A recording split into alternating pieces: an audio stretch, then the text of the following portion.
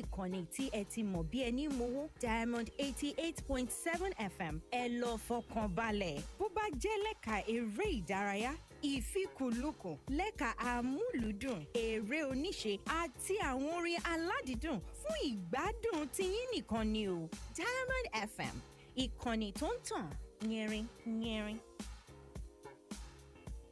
What did I say, huh? What did I say? I told you no touchy. Now you suffer the bite of the lion and the clenching jaws of an alligator.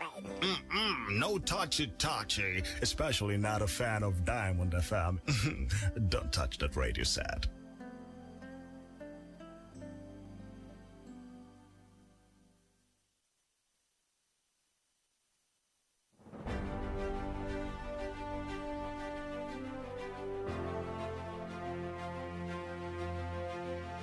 From the news desk of Diamond 88.7 FM Ilorin, this is News on the Hour.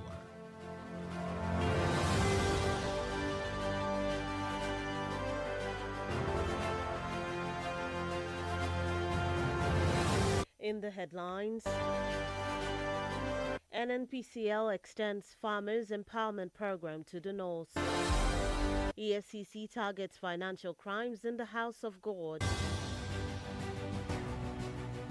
NOAA DG charges Nigerians to honor national symbols as the nation marks National Ordnance Day. Former APC chairman urges Kwara residents to collect PVCs. On the foreign scene, Israel bombards Gaza City as UN probe accuses it of genocide. In sports news, Swiss runner surprised after beating Amuson to win world title. A very beautiful afternoon to you and thank you for staying with us on Diamond 88.7 FM Ilorin. This is the news on the hour. I am Bisola Oduwole Suleiman. We'll bring you details of the news after this break. Please stay with us.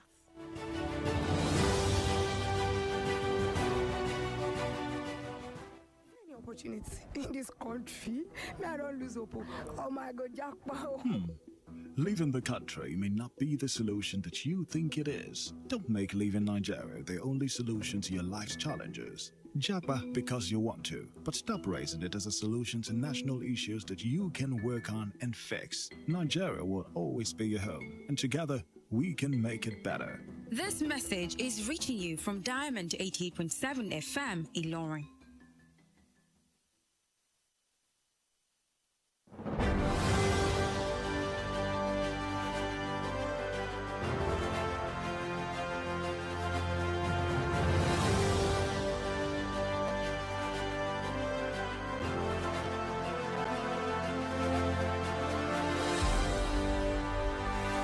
Welcome back from that break. Please note that you can listen to us via our website www.diamondfm.net or watch us live on Facebook at Diamond 87 FM and YouTube Diamond FM Ilorin. Now the news in detail.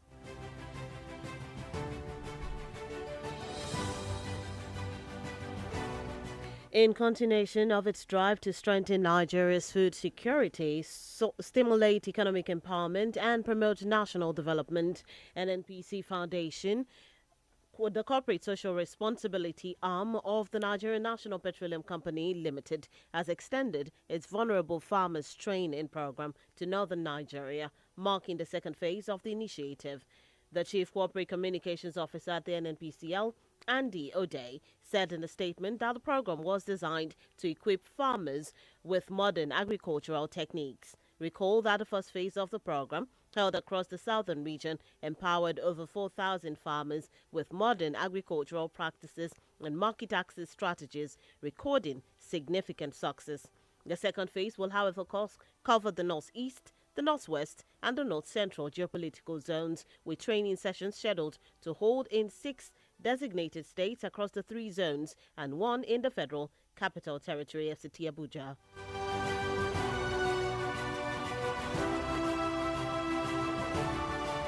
The Economic and Financial Crimes Commission, EFCC, has stated that the fight against corruption must begin from the House of God.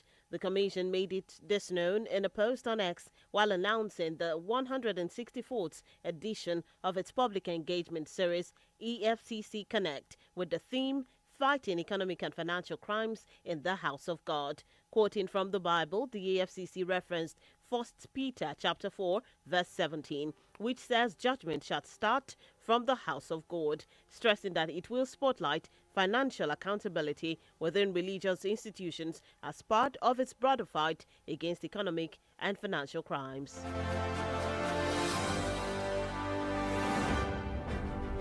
President Bola Tinubu has approved the appointment of executive directors to the North Central Development Commission Board. The announcement was made today in a statement by the Director of Information and Public Relations in the Office of the Secretary to the Government of the Federation, Segun Imohosien. The appointees are Bilikisu Sani, Administration and Human Resources, Aisha Ibrahim, Commercial and Industrial Development, James Uloko, Corporate Services, Mohammed Bashar, Finance, and Atika Ajana, Projects. The statement added that the directors will assist the Commission in actualizing its statutory mandate of promoting and coordinating the sustainable development of the North Central Geopolitical Zone. Meanwhile, the Director General of the National Orientation Agency, NOAA, Lanre Isao Nilu, has urged Nigerians to show greater respect and commitment to the country's national symbols as the nation marks National Ordnance Day 2025 today. Speaking in Abuja, Isao Nilu said the national flag, coat of arms, anthem, pledge, constitution, and other emblems of sovereignty represent the unity, dignity, and identity of Nigeria. He described respect for these symbols as both a civic responsibility and a demonstration of patriotism. National Ordnance Day, observed every September 16, commemorates the handover of Nigeria's national symbols at independence. The NOAA boss called on schools, communities, organizations, and government institutions to consciously promote respect for national symbols in their daily practices, noting that doing so would deepen national identity and strengthen social cohesion. The Kwara State chapter of the National Association of Nigerian Nurses and Midwives, NANNM, has petitioned Governor Abdulrahman Abdulrazak seeking urgent intervention in what it described as a disturbing case of professional harassment, victimization, and unsafe medical practices at the Ekon Primary Healthcare Center in Okero local government area. In a letter dated September 15, 2025, and signed by the state chairman, Comrade Aminu Shehu, and State Secretary, Comrade Marcus Luka, the association alleged that a newly employed registered nurse, Rufus Favor Mujisola, was subjected to repeated harassment, intimidation, and even physical assault by the officer in charge of the facility, Mrs. Ayinde Riskat, a community health extension worker, for insisting on professional standards. While Nurse Rufus reportedly endured instances of being forced to take on duties far below her professional capacity, the association further raised an alarm over alleged unsafe medical practices at the center. Still in Kwara State, former chairman of the All Progressives Congress in Kwara State, Honorable Bashir Omolaja Bolarinwa, has expressed concern over the low collection of permanent voters' cards in the state. A recent report by a national newspaper revealed that Kwara is among states lagging behind in PVC collection. According to the Independent National Electoral Commission, the state has about 1.6 million registered voters, with over 158,000 PVCs yet to be collected. Honorable Bolarinwa described the figure as worrisome, stressing that collecting PVCs is critical to achieving President Bola Ahmed Tinubu's renewed hope agenda, both in Kwara and across the country. He urged citizens to collect their cards without delay, dismissing opposition propaganda, which he said undermines the visible progress of the present administration. And that's it on the local scene. The news on the hour is reaching you from Diamond 88.7 FM. Ilorin, we take a short break. When we return, we'll bring you foreign and sports news. In foreign news, Israel bombards Gaza City as UN probe accuses it of genocide. We'll bring you that story on the foreign scene after the break. Do stay with us.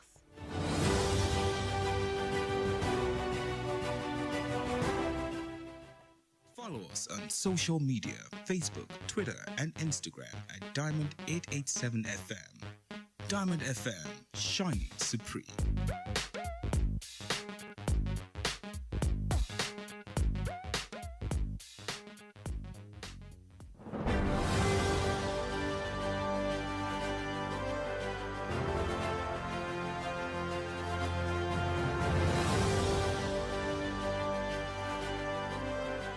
Welcome back from that break. If you're just tuned in and joining us, you're listening to the news on the hour, reaching you from Diamond 88.7 FM in Lorry. Before that break, we brought you local stories. Now we move on to the foreign scene. In foreign news, Israel has unleashed a massive new bombing campaign on Gaza City today. This was after the visit of the U.S. Secretary of State, Marco Rubio, where he backed Israel's goal of eradicating Hamas, warning that only days may be left for a diplomatic solution. Meanwhile, the United Nations probe has accused Prime Minister Benjamin Netanyahu and other top officials of incitement and also charged Israel with committing genocide in Gaza in a bid to destroy the Palestinians. Israeli Defense Ministry Israel Katz said in the early hours of today that Gaza City, the territory's main urban hub, was being attacked, adding that they will not relent until the mission is accomplished. Still in foreign news, an Afghan man has been sentenced to life in prison today for a jihadist stabbing spree in Germany, which took place last year, which killed a police officer and left 5 people wounded. The 26-year-old, partially named as Sulaiman A. and found to be an adherent of the Islamic State group, committed the knife attack in May 2024 in the western city of Mannheim. The court convicted him of murder and 5 counts of attempted murder and dangerous bodily harm, judging his crimes as extremely grave. And that's it on the foreign scene. Moving into the world of sport, Swiss athletic hurdler Dijati Kambunji has expressed surprise after defeating Nigeria's Tobi Amusan to win gold in the women's 100-meter hurdles at the World Athletics Championships in Tokyo on Monday. The 23-year-old ran a stunning race to take first place in the national record time of 12.24 seconds, her first ever major international title. She narrowly beat Amusan, the world record holder, who finished second in 12.29 seconds, while American Grace Stark won the bronze in 12.34 seconds. Speaking after the race, Kambunji, who expressed pride in herself, said she knew Amusan was one of the toughest athletes to beat, but she gave a lot to come out on top.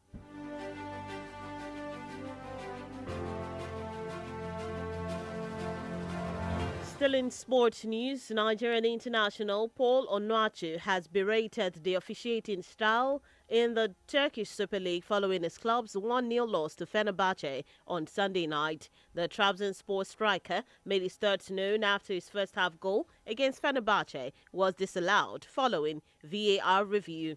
The former Southampton striker thought he had put Trabzonspor in an early lead when he nodded the ball home in the 11th minute. However, referee Ozan Ergon was advised to check a foul in the build-up to the goal and eventually disallowed the header.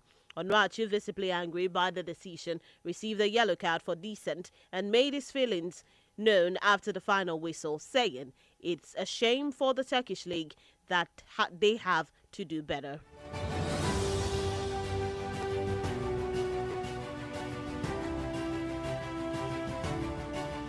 And that's it in the world of sport. With that, we've come to the end of the news on the hour for today. But before we go, here is a recap of the major highlight as brought to you. NNPCL extends Farmers Empowerment Program to North. EFCC targets financial crimes in the House of God. NOAA DG charges Nigerians to honor national symbols as the nation marks National Ordnance Day. And lastly, in local news, former APC chairman urges Kwara residents to collect PVCs. On the foreign scene, Israel bombards Gaza City as UN probe accuses it of genocide. And in sports news, Swiss runner surprised after beating Amusan to win the world title. Those are the major headlines that's brought to you this afternoon. Before we wrap up the news, we take a look at our Did You Know segment. Did you know that on this day in 2019, Nigeria formally adopted September 16 as its National Identity Day to promote legal identity for all citizens? Now you know. For news coverage or information about happenings around you, kindly contact the Diamond FM newsroom number on 091 606 27526, 091 606 27526. Log on to our website www.diamondfm.net to keep up to date with us from any part of the world. Download our app on Google Play Store and iOS Apple Store, Diamond FM. You can also follow all our social media pages at Diamond 887 FM on Instagram and Facebook at Diamond FM Ilori, on YouTube and on X at Diamond 887_FM. We'll be back with the news flash at 3, and at 5 p.m. we'll bring you the news across the world, a comprehensive package of stories brought to you and many more. The news on the hour was edited by Nedu Okorie. I am Bisola Oduwale Suleiman. Thank you for listening to your shining supreme station. Do stay tuned for the Yoruba news coming up shortly. Good afternoon and have a lovely rest of the day.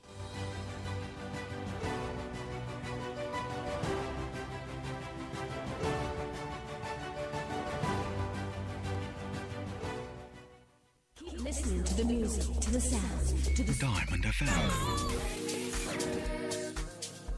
88.7 FM. Across the airwaves right now. In the mix.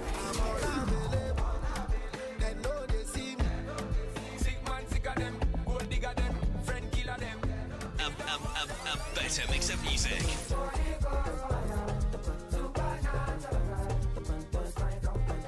You're locked on to the number one radio station. Number one radio station. In the mix. The mix. And we ain't stopping. Here in Diamond 88.7 FM. Orúkọ mi ni Yèyélúà Tóyìn Adégbọlá. Mo sì ti lé ní 50 ọdún láyé láàyè àtàyè ìdẹ̀ra. Ìgbòkègbodò mi pọ̀ gan-an nínú iṣẹ́ tí mo yàn láàyò gẹ́gẹ́ bí òṣèré orí ìtàgé. Kì í sì rẹ̀ mí, bẹ́ẹ̀ ni kì í sú mi. Àwọ̀ mi sì ń jí pépépé sí bí tọmọ tuntun lójoojúmọ́. Ẹ fẹ́ mọ̀dí abájọ. Monomin Plus atẹ́jẹ̀ṣe oògùn tó ń fi epo ẹja cod liver oil ṣẹjọ́ ẹ̀ food supplement ni. Èròjà ẹ peléke, ó ń tara ṣe, ó ń máradán, ó ń jẹ́ kọ́mọdé dàgbà dáadáa, ó sì ń jẹ́ kí àgbàlagbà máa ta kébékébé. Monomin Plus.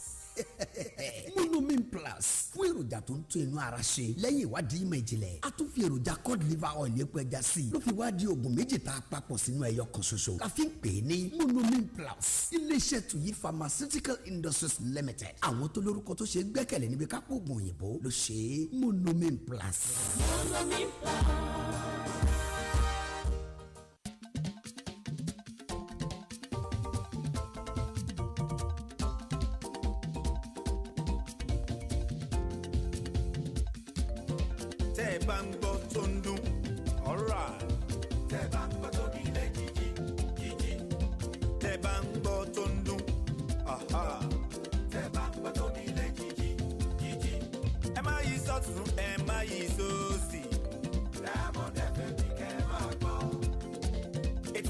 The 7 FM, I want no need.